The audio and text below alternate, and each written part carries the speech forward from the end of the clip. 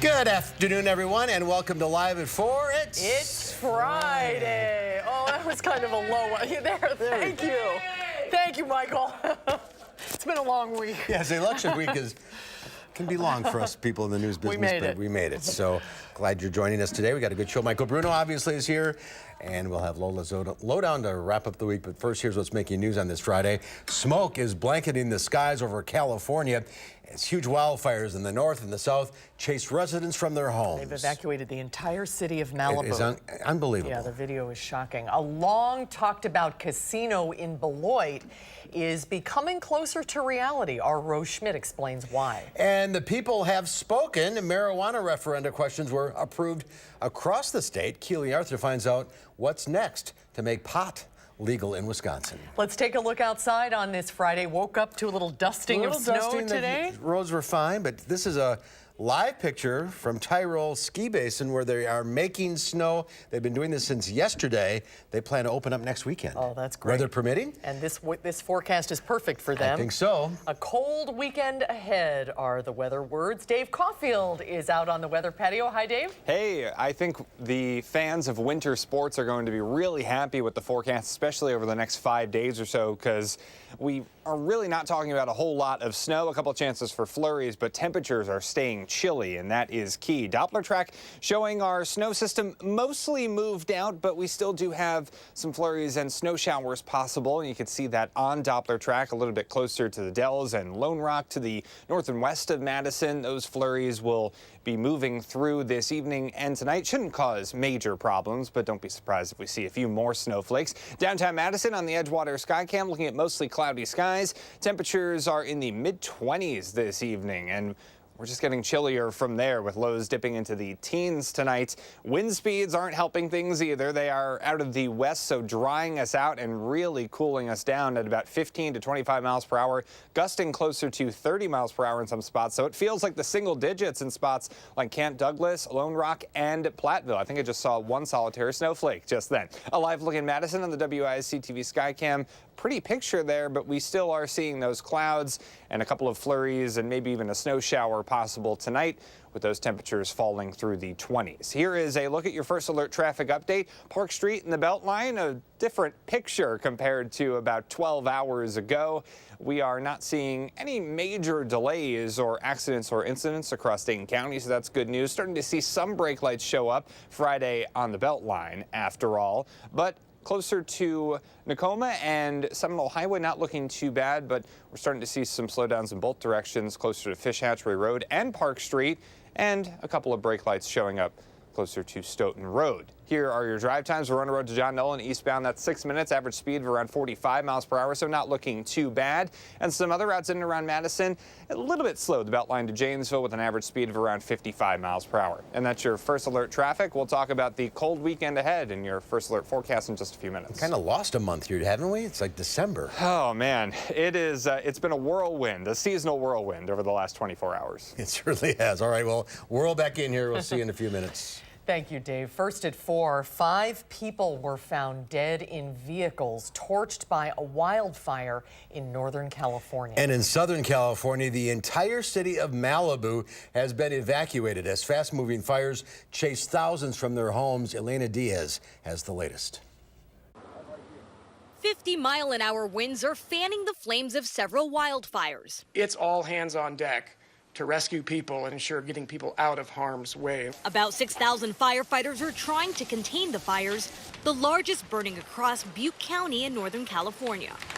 The so-called Camp Fire has already wiped out the whole town of Paradise, destroying at least 1,000 structures and killing at least 5 people trapped in their cars. In Thousand Oaks, just outside of LA, flames have consumed 16,000 acres, destroying dozens of homes. This man returned to see if his home was spared. About 2:30, I smelled a lot of smoke in the house, and I opened the front door, and embers are like hail. It was like hailing. It's just devastating. What you take for granted every day, being able to come home and rest your head on a bed, it's gone. This police officer grabbed a garden hose to try to put out hot spots. 160,000 people have been ordered to evacuate, including celebrities in Malibu. This thing moves fast, and you need to be prepared. So if you're ready to go, go. This woman worries if she's even safe in this shelter. It's almost like an animal being trapped. What do you do? Where do you go? What do you do? And the dry, windy forecast is expected to make the work for fire crews dangerously difficult. Ileana Diaz, CBS News, Ventura County, California. And California is asking 6 states to send in help to battle the fires. Well, the city of Beloit is one big step closer today to getting a new casino and resort. Documents the federal government published today push the Ho-Chunk Casino forward closer to final approval, but there are still some hurdles to jump through. Rose Schmidt is in the news center to explain. Rose? Mark and Susan, Beloit has been waiting for the feds to move their application just one step forward for 6 years now. Today that finally happened, and city officials tell me this is the best thing to happen to the city in a very long time. They are just so ecstatic. The Ho-Chunk Casino is proposed for a plot of land along I-90, just across from the Welcome Center near the Wisconsin-Illinois border. The plans include a 40,000 square foot indoor water park along with slot machines, tables, and a hotel. Plus, the tribe plans to pay the city $3.5 million annually, with another $1.5 million going to Rock County.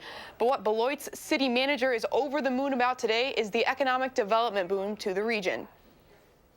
And I have to tell you, we're so enthusiastic and excited about this project because it's 1,500 jobs that we desperately need here in Beloit. And our residents are just waiting. And that opportunity to bring that many jobs here it's just absolutely some of the best news we've received in a long time. The Ho-Chunk tribe and the city will hold a public hearing over the next 60 days about the casino. And at that point, the U.S. Department of Interior could give final approval. And then the deal would head to the governor's desk. Governor-elect Tony Evers previously told the Beloit Daily News that he would sign that deal. Today, his deputy communications director told me he will carefully review the application and listen to all sides involved to ensure a fair consideration. A member of the Ho-Chunk tribe says that if all goes as planned, they will start construction as soon as next year. You'll hear from them on News 3 at 5. We will see you then. Rose Schmidt, live in the News Center. Thank you. President Trump has signed his long-promised proclamation to prohibit any immigrant who crosses the southern U.S. border illegally from seeking asylum. People can come in, but they have to come in through the ports of entry, and that to me is a very important thing. The proclamation expires in 90 days and specifically targets the caravans of Central Americans making their way through Mexico toward the U.S. The president also lashed out at the media this morning, answering questions outside the White House before leaving for France. Abby Phillip, a reporter from CNN, asked the president if he wants acting Attorney General Matt Whitaker to rein in special counsel Robert Mueller. Do you expect Matt Whitaker to be involved in the Russia probe? Do you want him to... It's up to him. Do you want him to rein in Robert Mueller? What a stupid question that is. What a stupid question. But I watch you a lot. You ask a lot of stupid questions. The president also criticized veteran White House reporter April Ryan, calling her a loser. When asked about his interaction with CNN reporter Jim Acosta on Wednesday, the president said he might revoke access to other reporters as well. A terror suspect was shot and killed by police after a violent attack in Melbourne, Australia. A man set fire to a pickup full of gas containers and then went on a stabbing spree, attacking 3 people and killing 1. This video on social media shows a bystander trying to ram the suspect with a shopping cart as police surround him. Police eventually shot and killed the man. Australian authorities say the Somalian man was known to intelligence officers. ISIS claims the attacker was one of its fighters. Well, Tuesday's election results were a mixed bag. Democrats took over in some of the statewide races, while the GOP strengthened its hold in the Senate. The one winner is clear: marijuana. Our Kelly Arthur is here to explain. That's right. 16 counties were asked their thoughts on marijuana during Tuesday's midterm election. All expressed support of some form of legalization. So what's next? Well, right here in Dane County, 75% of voters favored legalizing recreational use, along with 5 other counties in the state. 10 counties supported medical use. The referendums are not binding, but we caught up with Democratic State Senator John Erpenbach, who says he will be reintroducing legislation to legalize marijuana for medical purposes, something he believes could get bipartisan support. It's not a Democrat thing, it's not a Republican thing, it's something that a real true libertarian would support, and I think they do. But again, everybody knows somebody who has dealt with cancer, glaucoma, whatever it might be, and odds are they know somebody, whether it's a friend or a family member who's used marijuana as part of their overall treatment to keep, food down during chemo treatments. We asked Wisconsin Senate Leader Scott Fitzgerald and GOP Assembly Speaker Robin Vos their thoughts on the matter. They didn't return our request for comment. Without their support, legalizing marijuana could not happen. Now, Democratic Governor-elect Tony Evers says he supports medical marijuana, but said voters should decide whether the state should fully legalize the drug for recreational use. So it's on hold for now? Very on hold, but very interesting. So much support for all those referendums. Absolutely. It's almost statewide. Yeah. All right, Keely, thank you. Thank you, Keely. Well, there's more to come at 4. Sunday marks the 100 years since the end of World War I. A local musician has come up with a unique way to mark the 100th anniversary of the armistice of the war, a rock and roll show on Veterans Day. We'll have more about that when Live at 4 continues.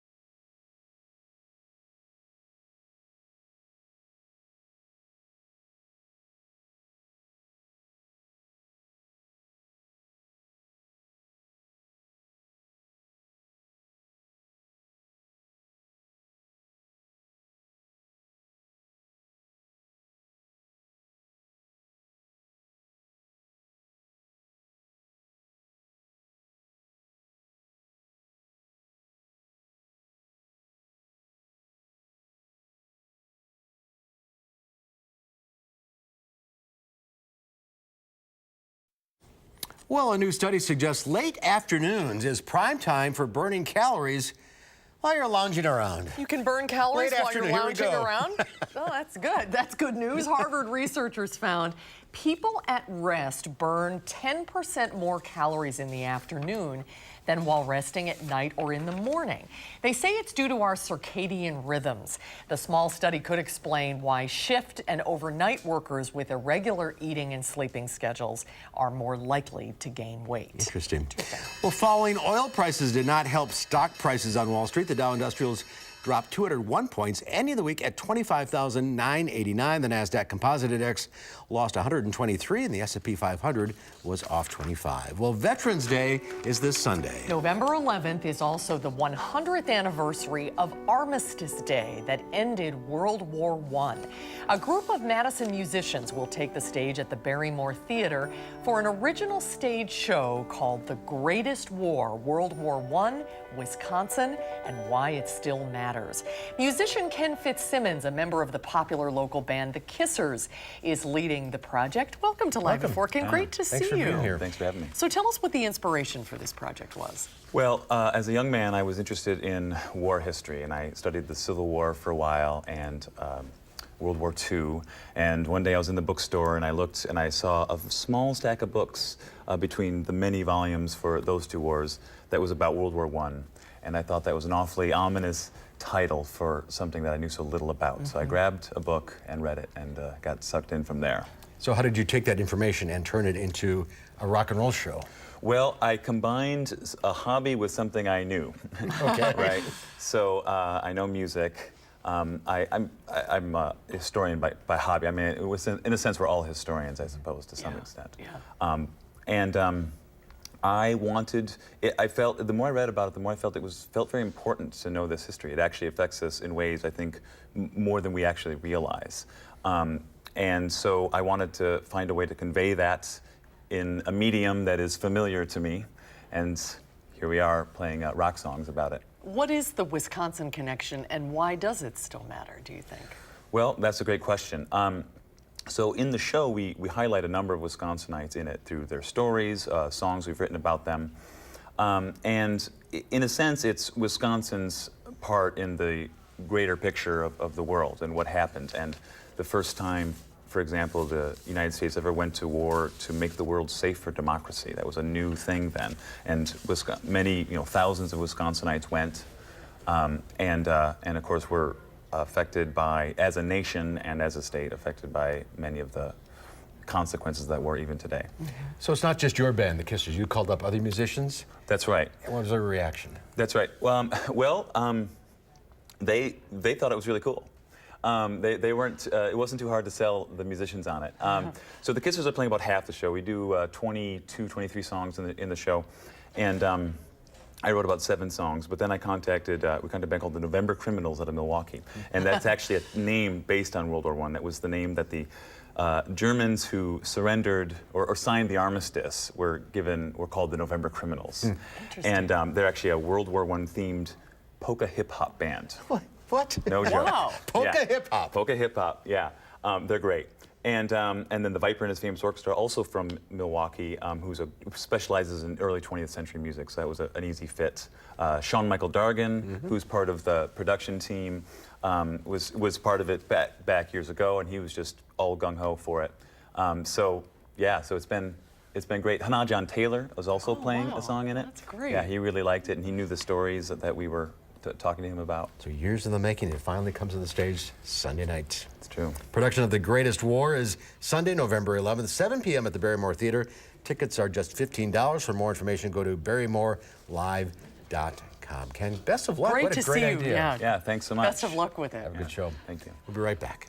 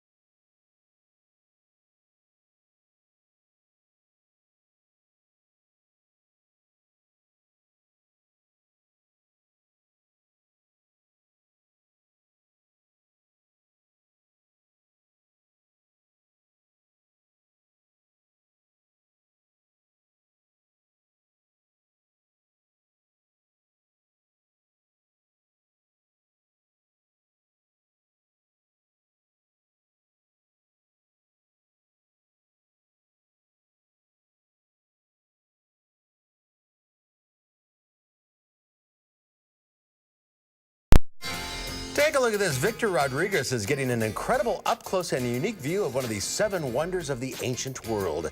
He's living his dream flying right over the famous Egyptian pyramids. Oh, wow. You can't climb or touch any of the 3 pyramids in the Giza Pyramid complex, but he's getting an amazing aerial experience. Victor's a professional paramotor and paraglider pilot, as well as a firefighter.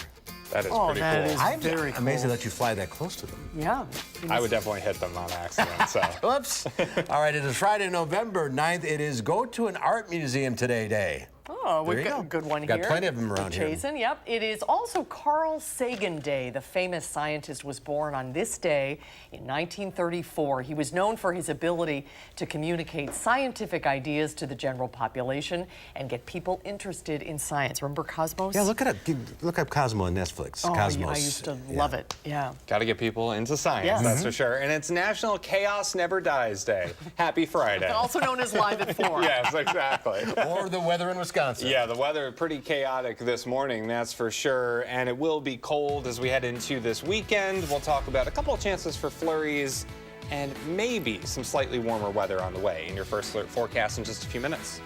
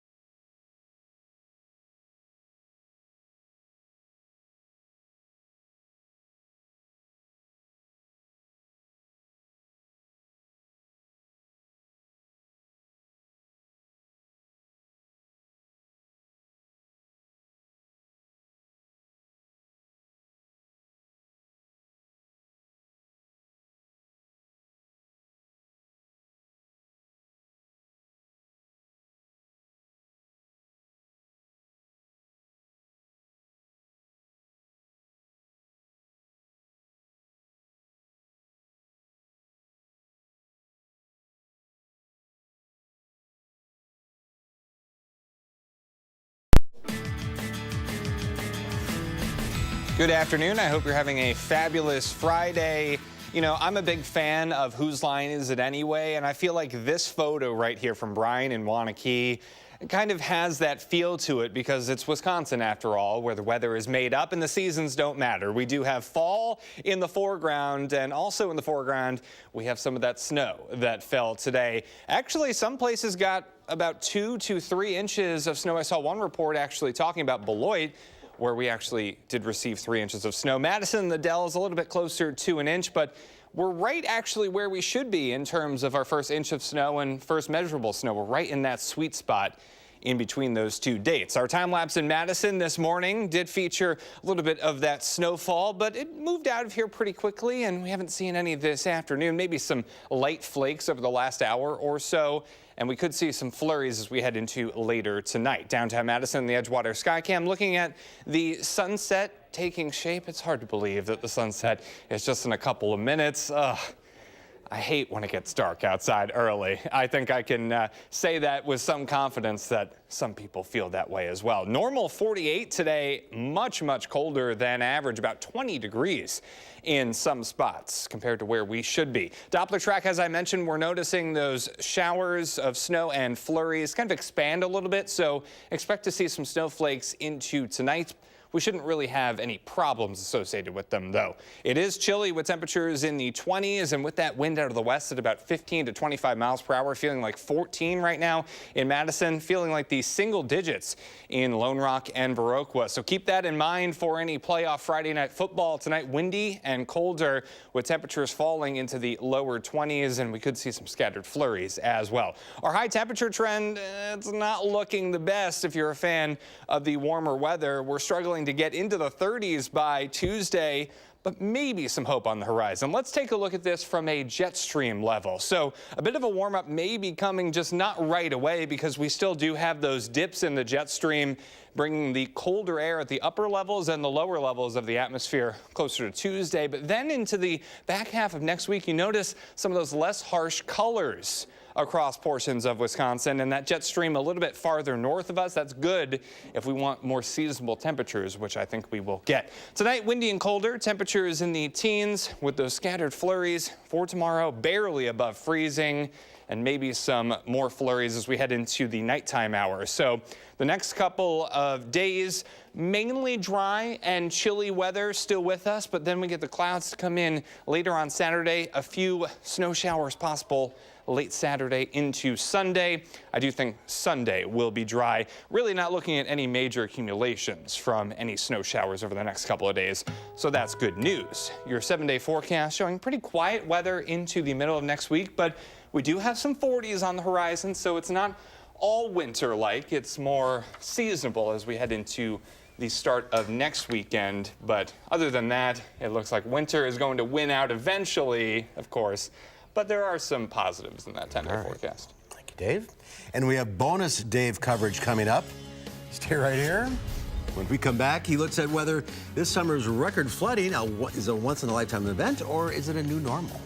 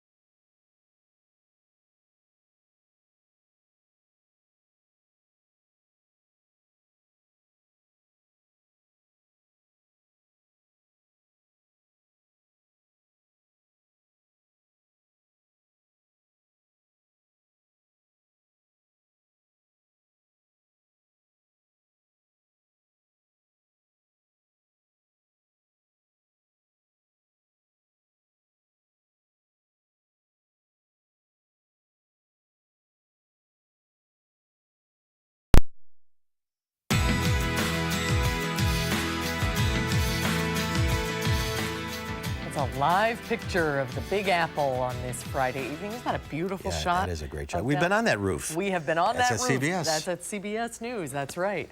Well, 2018 here at home is now officially the wettest year since the 1880s in Madison. Record-breaking summer rains and catastrophic flooding have made this year unforgettable. Dave is back now with a perspective on the past and the future. Yeah, that's what we're all kind of focusing on with two historic flooding events across southern Wisconsin just the last 10 years.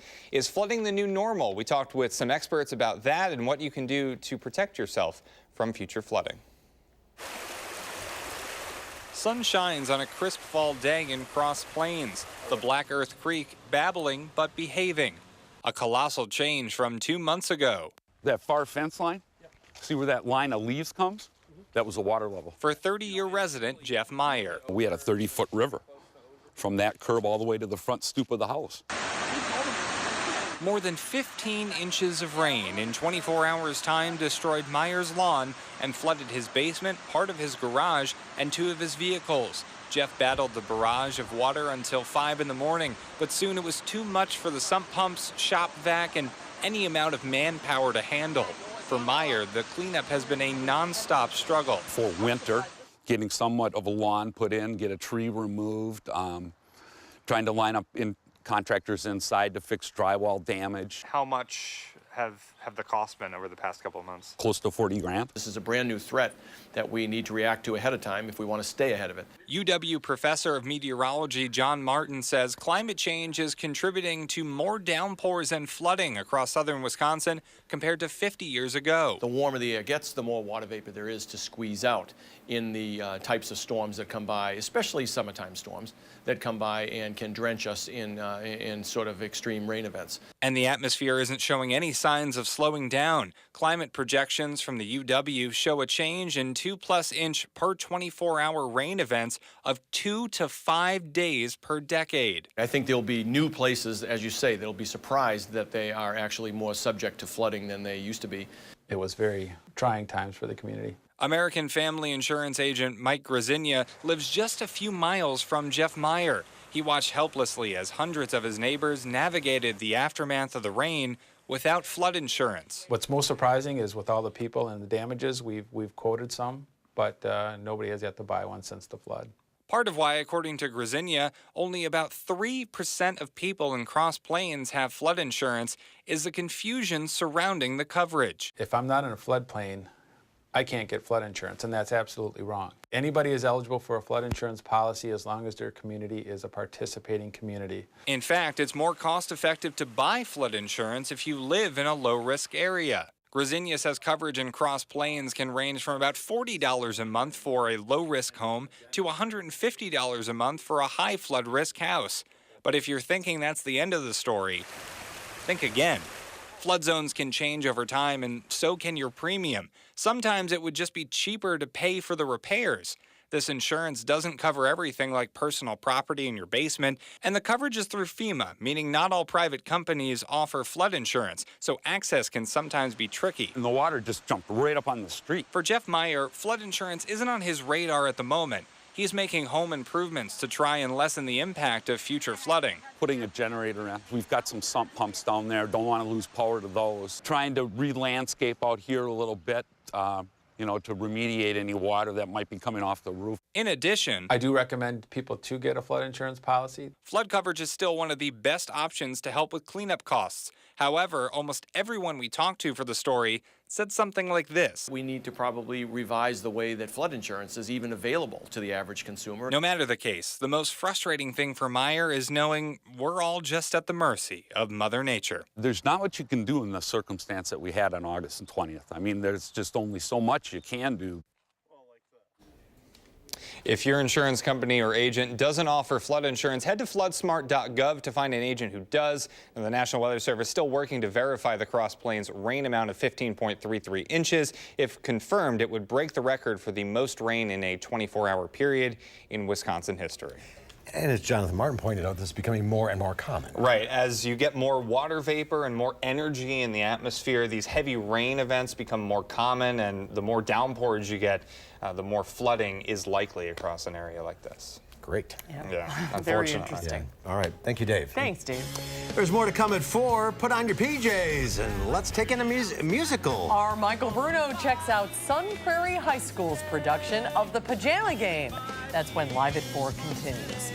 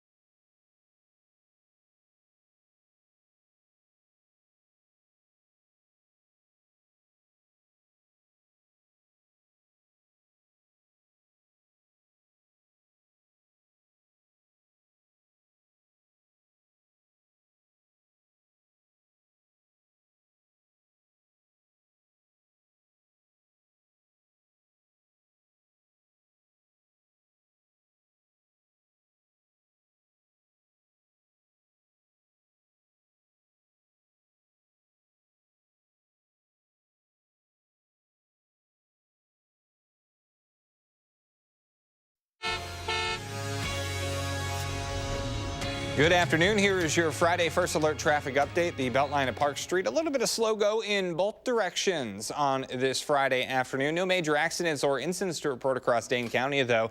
Average speed on the Beltline, especially in the midsection, right around 25 to 30 miles per hour. Here are your drive times. Verona Road to John Nolan Drive eastbound. That's 10 minutes with an average speed right around 25 miles per hour. And westbound, we're looking better, but still in that same stretch, a little bit slow at 8 minutes. And that is your First Alert traffic update. All right, Dave, thank you. A section of the Eiffel Tower's original staircase could be yours.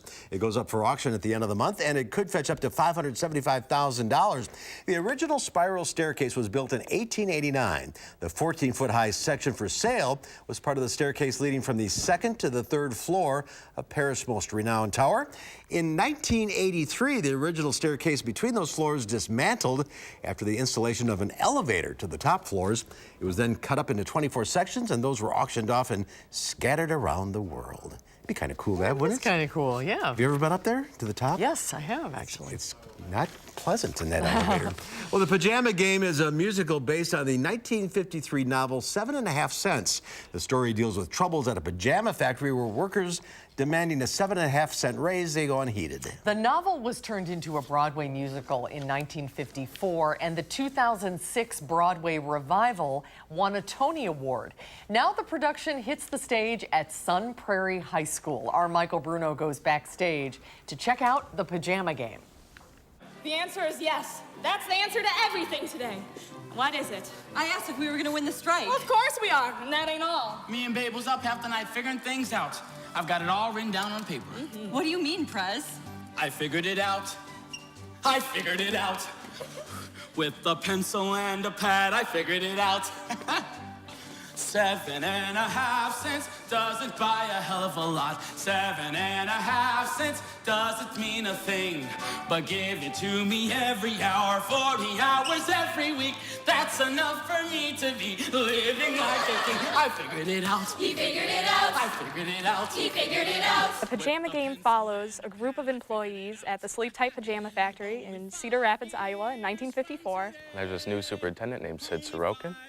He's hired as the third superintendent they'd had this year, so they don't really have too high of expectations for him, but there's already almost a strike going on for a 7.5 cents raise in the company. And he falls in love with the head of the grievance committee, Babe Williams. But it falters when they're both on opposite sides of wanting the 7.5 cents and not wanting it. And he kind of has a thing for her because during the time period, women weren't very assertive for themselves, but Babe is kind of this opposite kind of girl. She's all things he wouldn't expect, and so he kind of falls for that. But we have this strike in the way, so the rest of the show follows that relationship. Carpeting for the living room. A vacuum instead of a plastic broom. Not to mention a 40-inch television set. So, although 7.5 cents doesn't buy a hell of a lot. 7.5 cents doesn't mean a thing. But give it to me every hour, 40 hours every week. That's enough for me to be living like a king. I figured it out. She figured it out. She figured it out. Talk to me a little bit about your character. Babe is such a feisty, confident, and passionate woman for 1954. And what about this particular performance it says something special to you?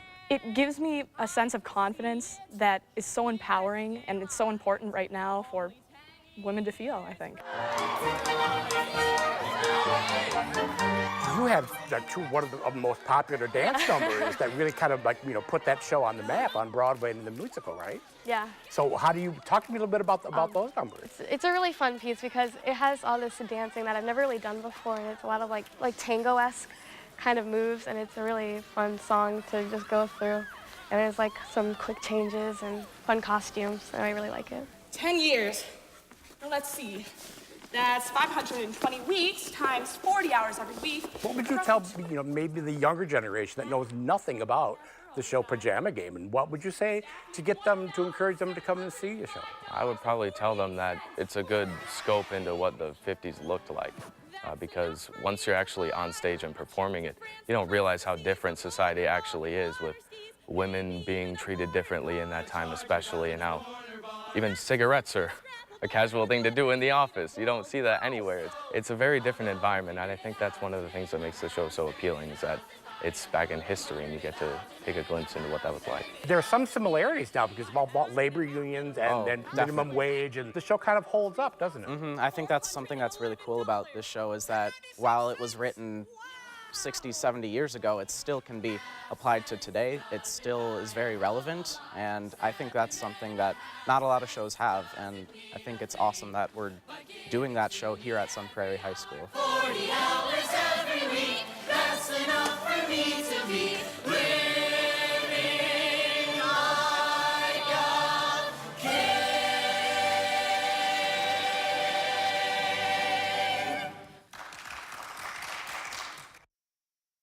Game, and Michael's here. You don't have your pajamas on, but you got the shirt. Yes, I do. The Pajama Game. Those kids are something. They are amazing, amazing, amazing, amazing. Not only are they talented singing and acting, but they are so articulate and mature and confident. I mean, it's amazing for high It's school. amazing that these kids can stay in high school until they're in their 30s. It's a they are. They're redshirted. No, it honestly, it amazes me every time I go into these schools that they sit down, they speak intelligently, they can act, they sing, they dance, and it's so encouraging to see these high school kids. And they know the themes and how they relate to current society. Exactly. Very impressive. Really Very impressive. It is the Very Pajama impressive. Game, Sun Prairie High School this weekend and next. Go to spperformingarts.org for ticket information. Great show. Next week. Next week it'll be The Little Mermaid at Janesville Parker High School. That'll be fun. Very fun. Always fun. And I did the Pajama Game in 1975 for the Madison Theater Guild, yes. What part did you have? I was Heinzie. Okay, Heinzie. I was Heinzie. Have a good week. Great. You too. Thanks, Michael. Well, the final check of your forecast next.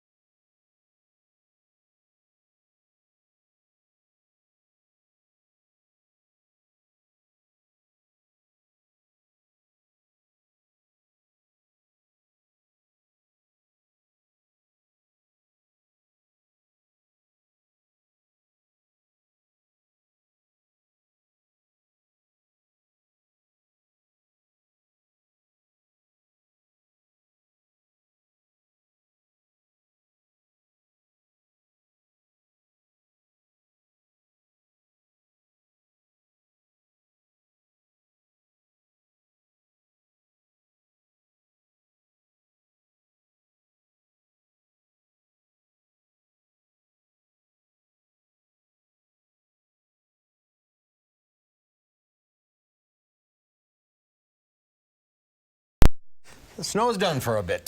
For the most part, a couple of flurries, maybe some snow showers tonight, but really not looking at any accumulation from those. You can see on Doppler track. Some of us may see some snowflakes later on tonight. Windy and colder temperatures in the teens. For tomorrow, we're barely over freezing with a couple of snow showers possible later on at night. Bundle up this weekend. Yes, for sure. All right, Dave, thank you. And coming up Monday here on Live at 4, an elderly California woman is taking the art world by storm. She can't communicate, so she speaks through her art. And film critic Will Loper will be here to tell us what he thinks of Benedict Cumberbatch as the Grinch. Interesting. Yeah, that's coming up Monday on Live at 4.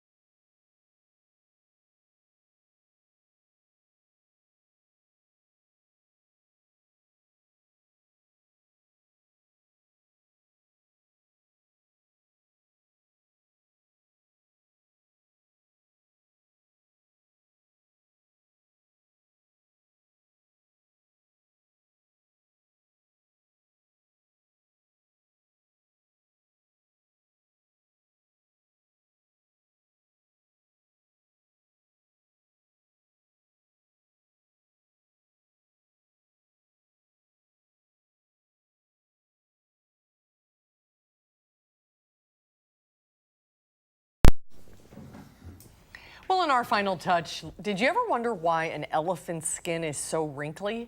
Well, we didn't either, but, but somebody has. That story and more in this week's Lola's Lowdown.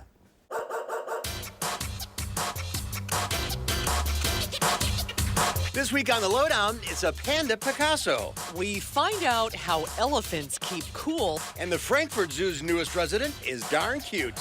But first, the Brevard County Zoo in Florida greeted a new furry face this week. A two-toed sloth gave birth to an 11.2-ounce baby.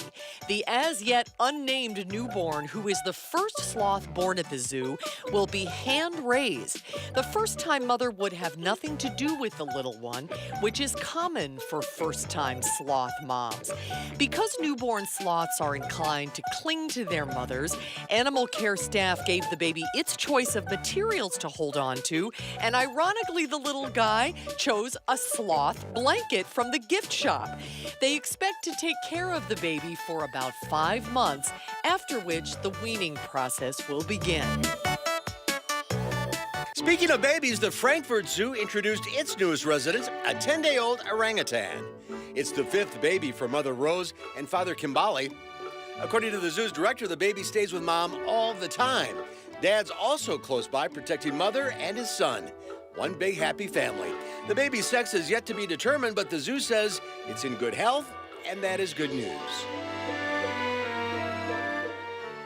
Okay, science time. A new study of the African bush elephant's deep wrinkles has found they are intricately designed to help the animals keep cool, fight off parasites, and defend against sun damage. The fine pattern of millions of channels means the elephant's skin can retain 5 to 10 times more water than on a flat surface. Scientists also found the elephant's skin channels are not folds or wrinkles. They are actually fractures in the animal's brittle outermost layer of skin. And now you know. And finally, meet Yang Yang, a female panda at Vienna Zoo. She took up her bamboo paintbrush earlier this year and began painting images that her keepers say resemble other zoo animals. And you know what? They kind of do. Yang Yang zookeeper says this Picasso of the panda world has a lot of fun making the paintings, and her technique depends